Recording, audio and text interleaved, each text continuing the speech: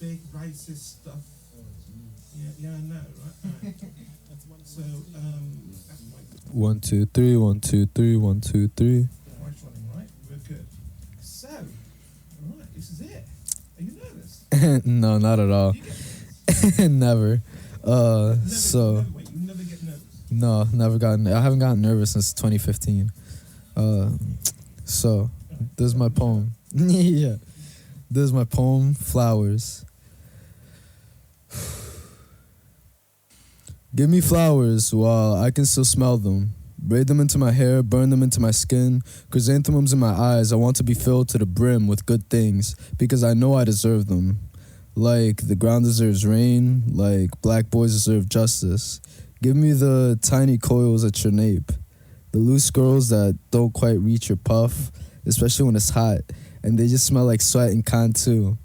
Give me one more day to see my friends glisten greasy and smile easy. Just give me flowers while I can still smell them. Wow. Yeah, that was it. Wow, that's dope. Thank you. Can I get another one? Oh, yeah, sure. Really good. Let me see. You just set the... All right, so there's another one. I write a lot during the summertime. Like, it's like a very, like, feckin' time for me. And this one's a little bit longer, but it's still pretty short. It's funny how the prospect of summer puts people in the posture of forgiveness. How a mummer in this new now makes a frantic mental egress to different pastures. I know we haven't talked since last year. I've been up in the stars, caught up in my exes, and I'm trying real hard not to have sex with my exes, but I'm not perfect. I just think it's funny how in the depths of drink, when I can't really function, my nose is runny now, and I think I'm running out of... Like I said, I can't really function, and death is my only time sink from what I can't think when I want to text you that I want to leave you because the lack of love is see-through. So I just think it's funny how. That's it. Thanks. Thank you. No problem. That was great. Fantastic.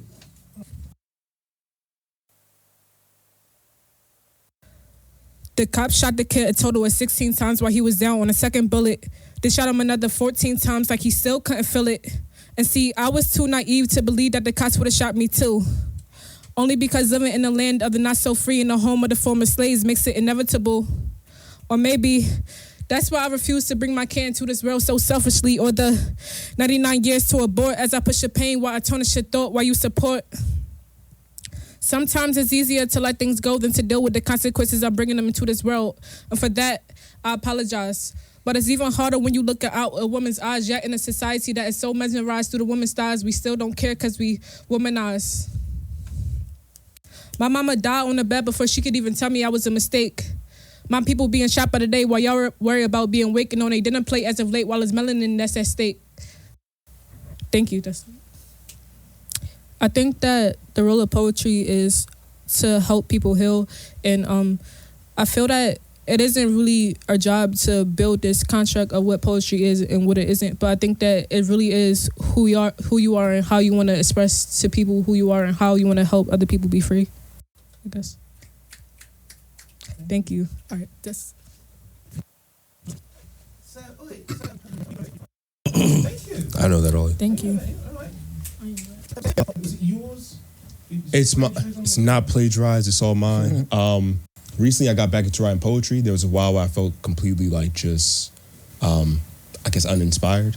Cool. And for the past month or so, I just kind of got into a space where I felt really inspired and really just on a path of trying to share my creativity and get in a path where I can, just express myself fully. Does poetry allow you to express yourself in ways that, you typically can or normally cannot? I mean, what is it fulfilling? I think so. This brother right here, he was talking about how, you can kind of express yourself through a character, through the words on the page. And I agree with that. I think poetry allows you to be extremely free form. That's why it's you don't want to really stick it to a box. Like you said, there's a category of spoken word. I like poetry as a whole because it does dive into rap. It does dive into lyricism and music. There's so many different avenues just through the expression of words. Cool. So I think it's dope in that way. All right. Ladies and gentlemen, Julian from Magz Tv, philosophy in the piece. All right. I'm over here figuring how I got this little pretty figurine. I'll be like Ben Vereen, your black co-star. You were like North Star, you shine from afar, and I followed like drinking gore. Now look at where we are. You're the perfect partner, dap your daddy for his daughter. I loiter but never litter, so careful around your heart. It's so hard to put into words how long it took for me to finally get to a place where I can heal without scar. But look at where we are. And damn, baby, you bad. If you could feel these butterflies, you would go crazy town mad. Now that's an insider, FUBU if you will, and I'm so proud that you're a rider with equestrian skills. See, I'm a better man and you the proof like out of still. I'm already lying less and lying that your nature kills. This used to be corny on all sides like the cob, but now I feel like facing the fall in the facades. Like a fascist iron curtain or a crumbling Berlin Wall, your essence gave me the gumption, your spirit gave me the gall. They call me Black Dante, Darius Love Hall. You're the beauty in the dark. This is my Nia love, y'all. But beyond right, this feel tight like a glove, caught in the midst of a Shihan type love. I'm remiss, quite Yoda, if I don't make it clear that I space thinking of getting in you like sinew. Every heave is just a test to get this off my chest. Every line should clarify what the truth might miss. And that's me thinking of you, thinking of me, thinking of this. That's it. Thank you, people. Right. Yeah. Wow. That's something I wrote a year ago, and I literally finished the rest on the train ride up here. When you said that you wanted me to come up, I had to finish that last little portion up here. Is that a difficult process writing for you, or does it just come out? It comes. It doesn't come all at once. So like, there's a lot of stuff that I have like fragmented. So I have like things I call piece of a piece, where I just have like different pieces that kind of fit together. But I try to make it make sense at some point. Right, see what it is. I'm listening to the piece, and it doesn't. It just sounds like you wrote in one time, and because after like the repetition of repeating it to yourself, that's when you kind of have the inspiration of whatever follows after. So it's a game plan. You're gonna write more stuff. I'm trying to keep it consistent, trying to be as expressive as possible with this. So yeah, whatever comes. Is there more? The piece, or is it just? You want to come back to me? I might have something later. Okay. Yeah. All right. So,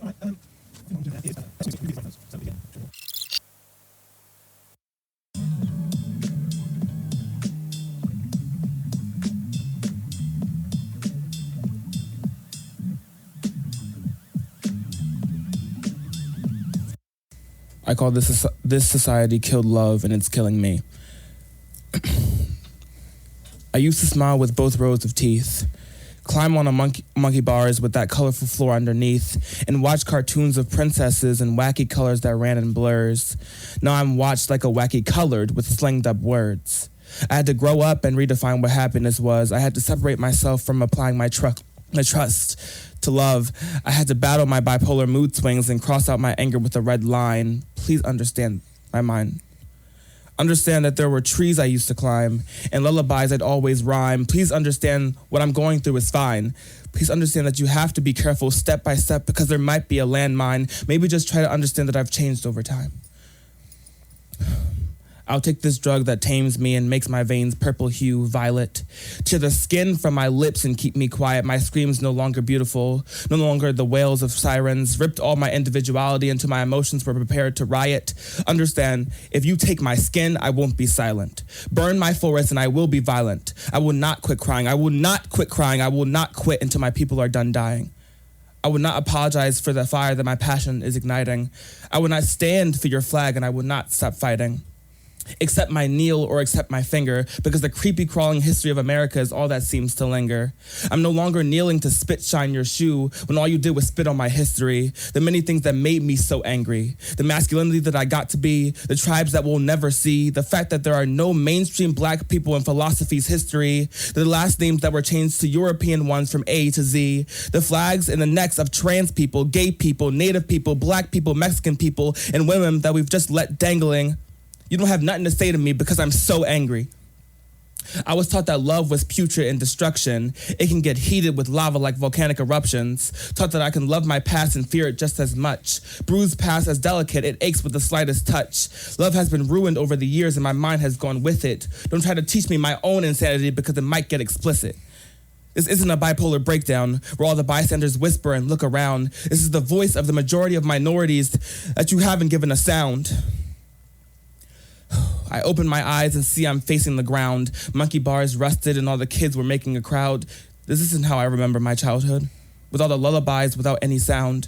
The trees I used to climb were all burned and cut down. I used to smile with both rows of teeth. Now I don't know how.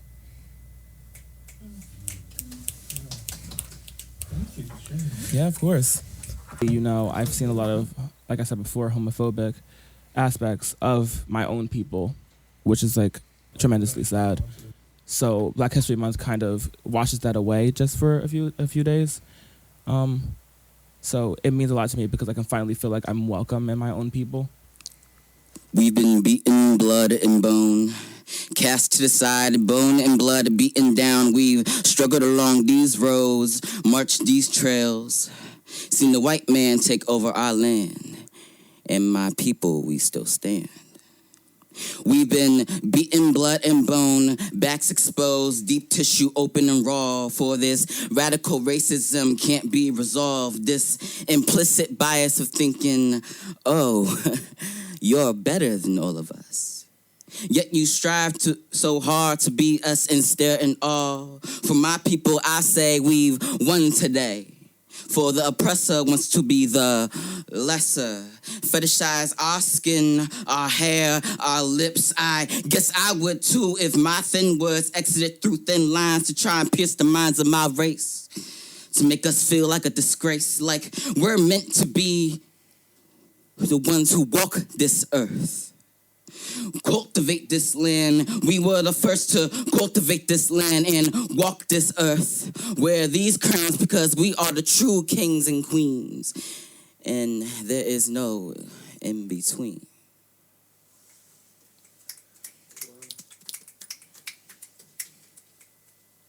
Is there another one? Oh, did you want another one?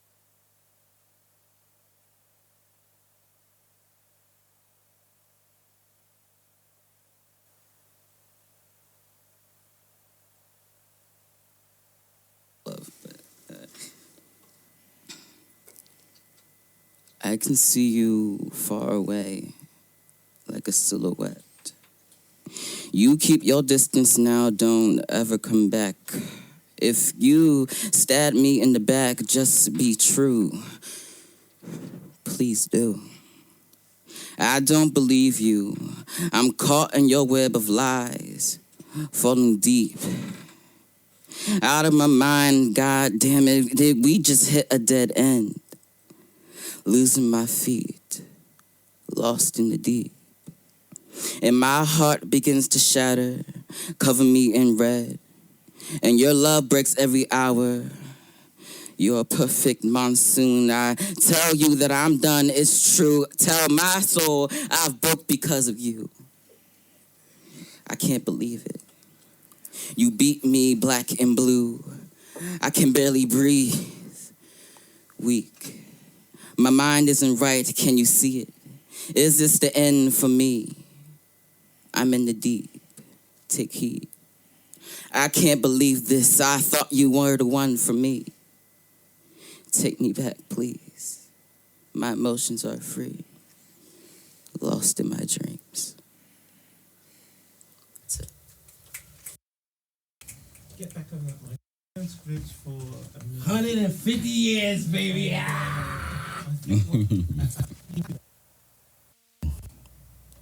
right, you ready? Yeah, you're on. All right. Carter Vale was a man who became in love with witches. He was keen on a lot of things and confused about just as many. Carter Vale was always humming a tune. He always played the bass parts deep in his chest and let the other parts play elsewhere, in his head or sometimes in his throat. He liked if the heavy parts would reverb off of his rib cage. He passively wanted the bass notes to turn him inside out. Humming helped settle him when he was in public, warmed him on a cold day, awoke power within his hands. And then a cat walked past him and stopped, the way cats do. A full-grown Your Majesty with a black body and an orange mask and white boots. The cat locked eyes with Carter the way cats do, even though the street was crowded. Then it darted off into an alley. He watched from the sidewalk The strange cap zipping between two buildings tall enough to be standing in each other's shadow no matter what time of day. The cat scaled a dumpster onto a fire escape and danced on and in between its black rungs as if they were never there. And by magic, the cat was above us all, looking down. And beyond that, Carter could not see. And he dare not seek, though his curiosity was certainly piqued. Carter met a lot of witches that way, followed cats around. Or was it the other way around? Some cats followed him around, and some witches did, and he followed back in other instances which were not this one. He glanced back at the fire escape where the cat vanished before moving along, and a woman with dark skin sat a large plant on a landing outside of her window. She was a silhouette in a blue shadow.